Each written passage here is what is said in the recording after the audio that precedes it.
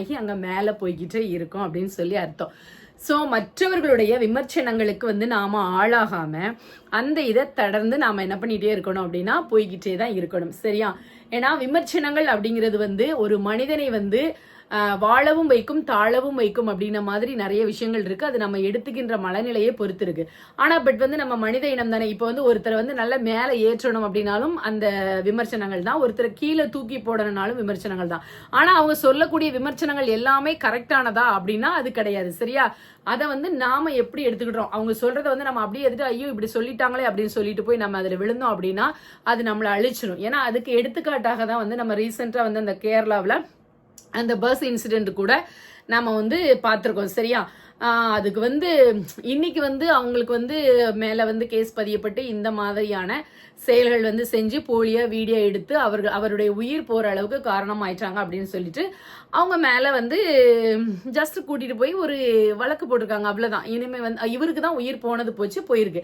ஆனால் இதுல வந்து அந்த வீடியோவை பரப்பினவர்கள் அவங்க தான் போட்டதுனாலதான் வந்துச்சு. அப்படிங்கும்போது அவர்களையும் விட இன்னும் நிறைய குற்றவாளிகள் யாரு அப்படின்னா ஒரு வீடியோவுக்கும் வீணா வெட்டியா உட்கார்ந்து இருந்துட்டு நம்ம வந்து நியாய தர்மங்கள் கமெண்ட்ஸ் அப்படிங்கிற பேர்ல போடுறோம் இல்லையா? ஏன்னா ஒரு நாள்ல ஃபர்ஸ்ட் வந்து வெளியிடும் போது அந்த வீடியோ பல மில்லியன் பல லட்சக்கணக்கான வியூஸையும் பல ஆயிரக்கணக்கான லட்சக்கணக்கான கமெண்ட்ஸ்களையும் வந்து கொடுத்தது யாரு? நாம தான். ஏன் அன்னைக்கு உங்களுக்கு பார்க்கும்போது வந்து அந்த மனுஷன் வந்து நல்லா தான் இருக்காரு, இந்த லேடி தான் வந்து தவறா போடுறாங்களா அப்படின்ட்டு உங்களுடைய பார்வைக்கு அன்னைக்கு படலையா? அவங்களே அந்த வீடியோ எத்தனையோ பேர்கள் வந்து வீடியோ போடுறாங்க, எல்லா வீடியோவுமே ரீச் ஆகுதா? அதை ரீச் ஆக வைக்கிறது யாரு? நீங்க. சோ அப்போ இந்த வீடியோ வந்து ஒரு தவறான நோக்கத்துல பதியப்பட்டிருக்கிற வீடியோன்னு எவ்வளவோ வீடியோ பாக்குற உங்களுக்கு வந்து தெரியல.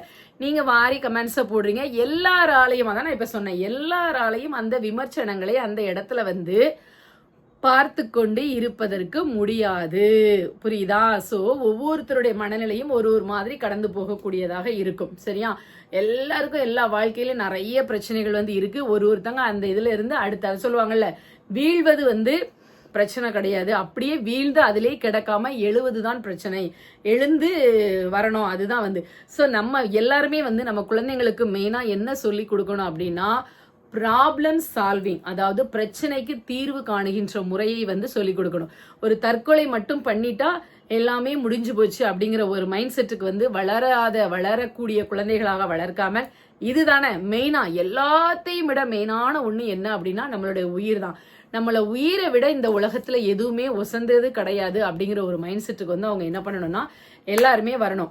எவ்வளவு இன்னைக்கு கூட ஒரு இன்சிடென்ட் பார்த்த நண்பர்களே, செய்தியில பார்க்கும்போது ஒரு